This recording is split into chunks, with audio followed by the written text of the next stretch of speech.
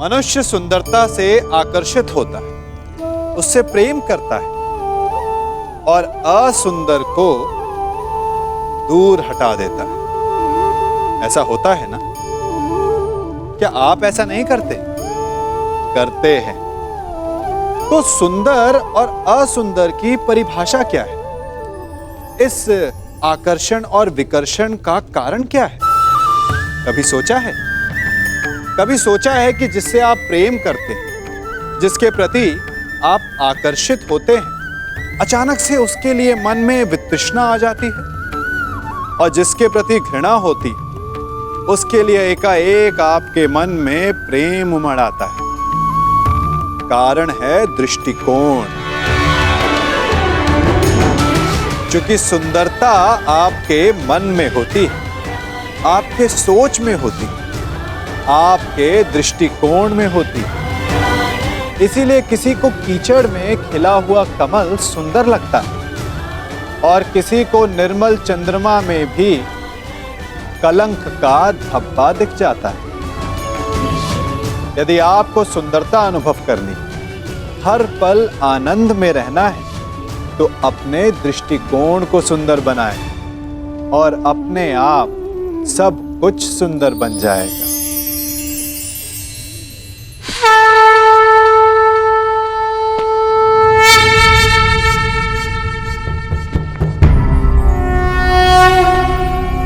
यदा यदा हि धर्मस्य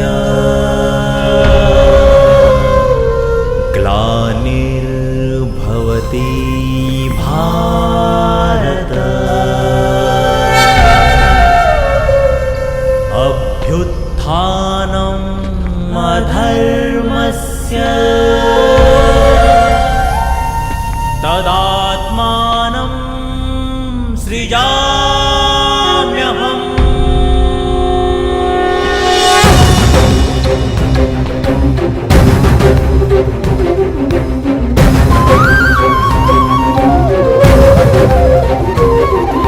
यदा यदा हि धर्मस्य ग्लानिर्भवति भारत अभ्युत्थानम् अधर्मस्य तदात्मानं सृजाम्यहम्।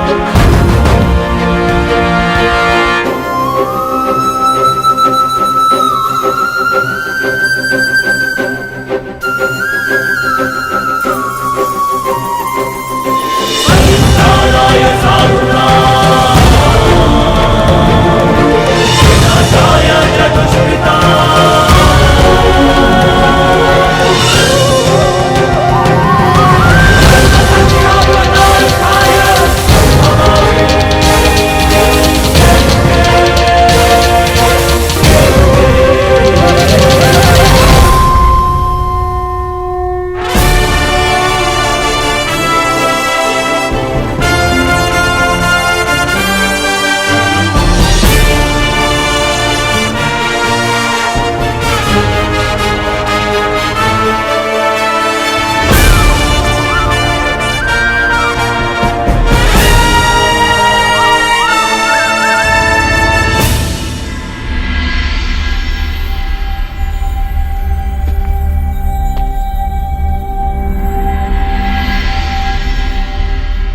प्रणिपात उस महान योद्धा को जो कुरुवंश के सबसे बड़े संबल हैं, जिन्हें संसार स्मरण करेगा तो इसलिए कि उन्होंने अपना संपूर्ण जीवन, अपना कर्म और अपना धर्म समस्त कुरुवंश को समर्पित कर दिया।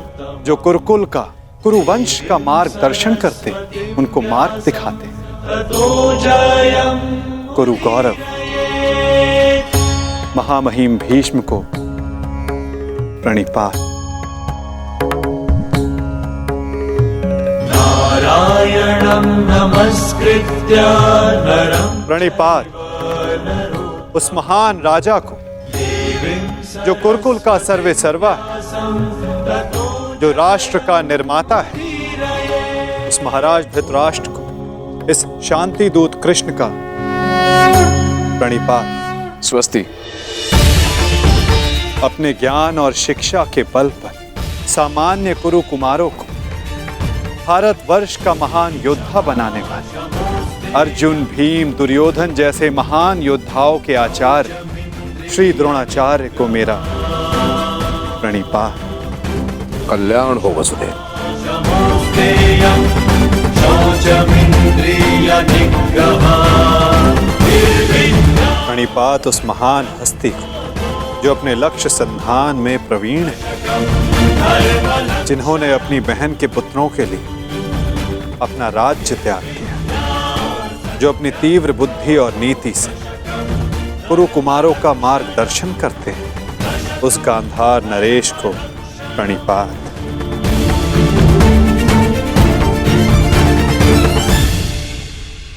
प्रणिपात महानितिज्ञ महात्मा विदुर को।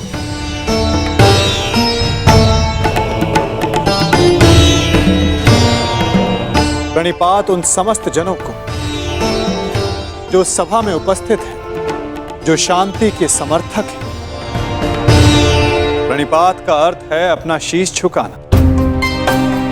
हम सब अपनी संतानों को उन सब के समक्ष शीश झुकाना सिखाते हैं जिन्होंने अपने जीवन में महान कार्य किए, परंतु मैं आप सबके समक्ष प्रणिपात इसलिए नहीं कर रहा कि आप सब ने महान कार्य किए। मैं प्रणिपात इसलिए कर रहा हूं कि आप सब अब भी एक महान कार्य को संपन्न करने के लिए सक्षम हैं। वो महान कार्य जो कि एक महायुद्ध, एक महाविनाश है, उससे मुक्ति पाना, जिसके पश्चात एक महान शांति की स्थापना होगी, धर्म का उदय होगा। मुझे विश्वास है कि आप सभी कल आने वाले महाभारत के महाविनाश को देख सकते हैं, और यदि आप सब चाहें तो आर्यव्रत को इस विनाश से बचा भी सकते हैं। मुझे अधिक प्रसन्नता होगी कि आप सबके सहयोग से भारतवर्ष में होने वाले इस महाभारत से सबको बचा सकूं और मेरे यहाँ उपस्थित होने का लक्ष्य पूर्ण कर सकूं। मुझे पूर्ण विश्वास है कि आप सब में से कोई भी ये युद्ध नहीं चाहेगा।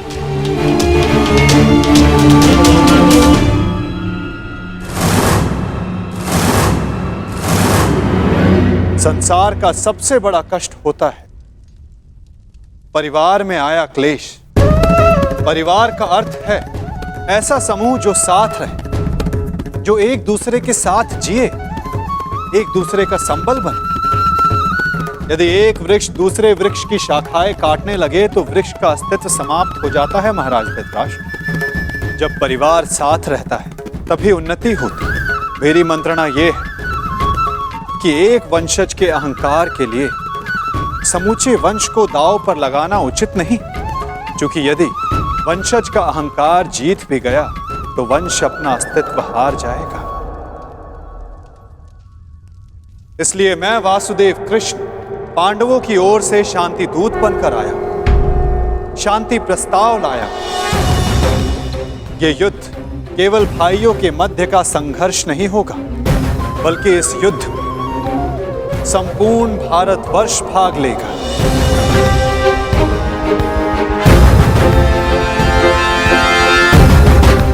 इसलिए विनाश भी सैकड़ों, सहस्त्रों और लाखों नहीं, करोड़ों में होगा।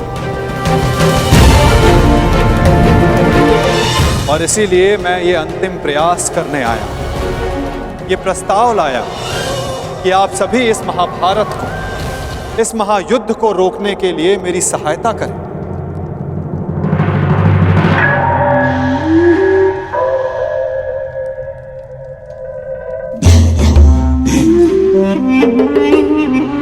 साधु साधु।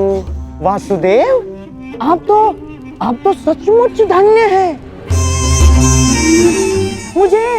मुझे स्मरण नहीं होता कि कितना समय हो गया ऐसे शांतिपूर्ण वचन सुने हुए। मुझे तो ऐसा प्रतीत होता है वासुदेव कि आपके मुख से शब्द नहीं, फूल झड़ रहे हैं, फूल। मैं अभिभूत हो गया वासुदेव। और सच कहूं वासुदेव, मैं भी आपसे सहमत हूं।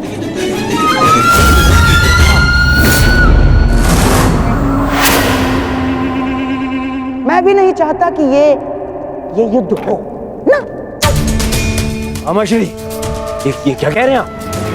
हाँ दुर्योधन, वासुदेव बिल्कुल उचित कह रहे हैं। हमें इस युद्ध को रोकने का पूरा प्रयास करना चाहिए, समझ गए? हाँ हाँ वासुदेव, सबसे श्रेष्ठ युद्ध वो है जो कभी हो ही नहीं, और युद्ध की परिस्थिति उत्पन्न न होने देने का एक ही उपाय है कि एक पक्ष दूसरे पक्ष पर आक्रमण ना करे। चलिए ठीक है, हम पांडवों पर आक्रमण नहीं करेंगे, परंतु वासुदेव, द्वारकाधीश, क्या आप यह आश्वासन दे सकते हैं कि पांडव भी हम पर कभी भी आक्रमण नहीं करेंगे? कभी भी। गांधार नरेश, आप आक्रमण के संदर्भ में बात कर रहे हैं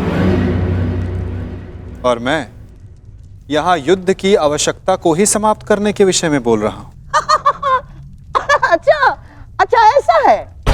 यदि ऐसा है वासुदेव, तो हम आपका प्रस्ताव सुनना चाहेंगे।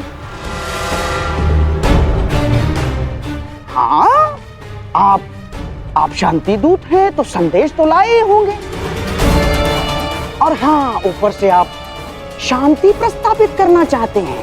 तो वासुदेव, शांति प्रस्तापित करने के लिए जिस समाधान की आवश्यकता होती है वो समाधान भी लाए होंगे आप, है ना?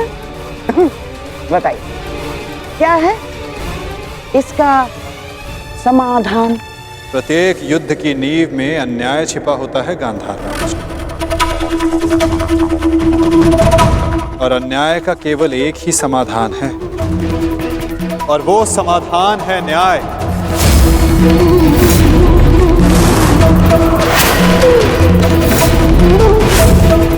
वो न्याय जिस पर केवल पांडवों का अधिकार है, उनसे किए गए वचनों को ना निभाने का न्याय, उनसे किए गए वचनों को ना पूर्ण करने का न्याय।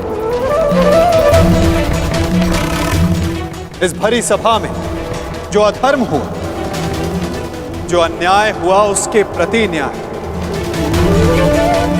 महाराज धृतराष्ट्र, मैं यहां पांडवों की ओर से उनके साथ जो अन्याय हुआ उसका न्याय मांगने आया। कैसा अन्याय वासुदेव? वो अन्याय जो एक धर्म सभा में एक अधर्म द्यूत माध्यम से हुआ था। वो अन्याय जो कुरुकुल के ज्येष्ठ जनों के समक्ष कुलवधू पांचाली के साथ हुआ। यदि उस अन्याय का त्राण हो तो इस महायुद्ध को रोका जा सकता है।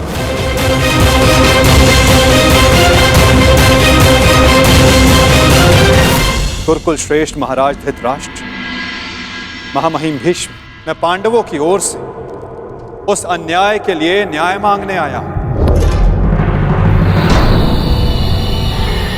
स्मरण रहे महाराज, यदि आपने पांडवों को न्याय नहीं दिया, या तो उसे वो पुण्य से अर्जित कर लेंगे या फिर उसे छीन लेंगे।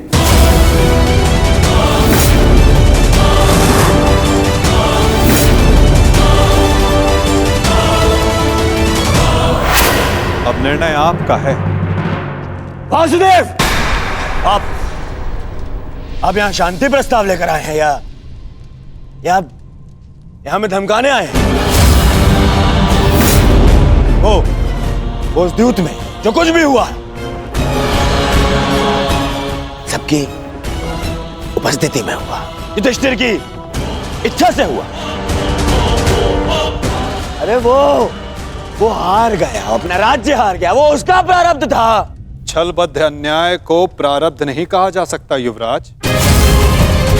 जिस प्रकार मंदिर में किया गया पाप पुण्य नहीं बन जाता, उसी प्रकार धर्मवीरों की उपस्थिति में सभा में किया गया अधर्म धर्म नहीं बन जाता। धर्म धर्म कौन सा धर्म, कौन सा धर्म? कोई अधर्म नहीं हुआ। नारी नारायणी होती है युवराज, और भरी सभा में एक नारी का, एक कुल वधू का वस्त्र हरण अधर्म नहीं।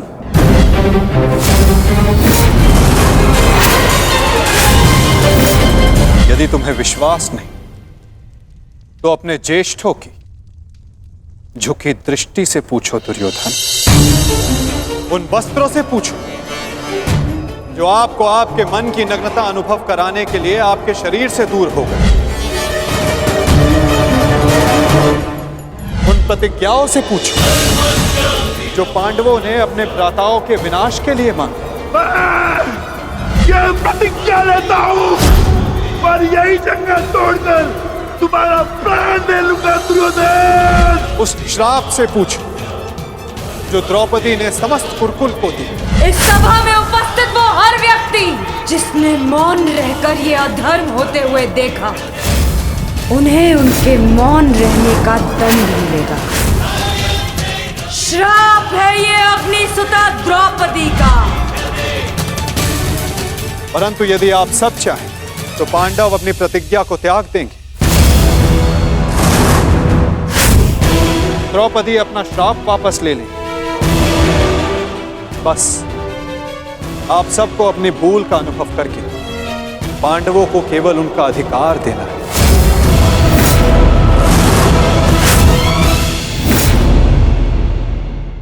आप सबको अपनी भूल का अनुभव करके पांडवों को केवल उनका अधिकार देना है। ये कैसा न्याय है वासुदेव? संधि और शांति वार्ता में बराबर की बात होती है। एक ओर से बंधन और शर्तें नहीं लादी जाती। न्याय की मांग ना बंधन है ना शर्त है महाराज, केवल एक निवेदन है। यदि ऐसा है तो मेरा निर्णय यह है कि दुर्योधन मौन रहो। निर्णय लेना महाराज के हाथ में है, तुम्हारे नहीं। तुम शांत रहो। राजा होने के नाते मेरा कर्तव्य है कि मैं सबकी बातें सुनूं ताछरी, अपने मंत्रणाकारों का सम्मान करूं। दुर्योधन युवराज है, हस्तिनापुर का भवी महाराज है, इसलिए इस संदर्भ में मैं अपने पुत्र और हस्तिनापुर के युवराज दुर्योधन को अपना निर्णय प्रस्तुत करने की अनुमति देता हूं।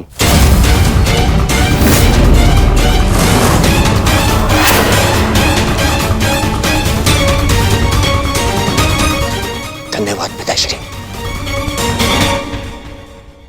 हाँ तो सुनिए वासुदेव, ऐसा है कि उस द्यूत में पांडव स्वयं अपना अधिकार हार बैठे थे।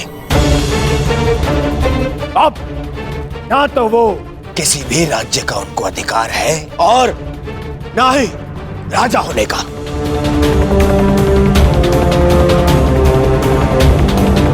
इसीलिए मैं दुर्योधन ये घोषणा करता हूं कि हस्तिनापुर आपका ये शांति प्रस्ताव ठुकराता है।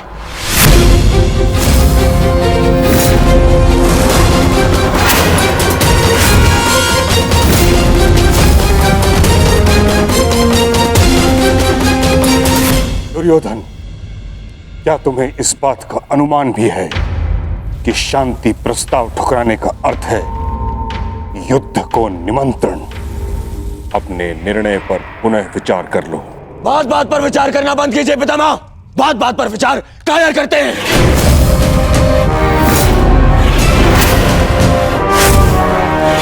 योद्धा का जन्म ही युद्ध के लिए होता है और मैं इस युद्ध के लिए प्रस्तुत हूं।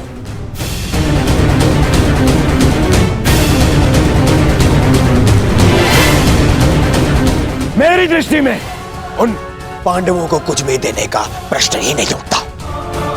बस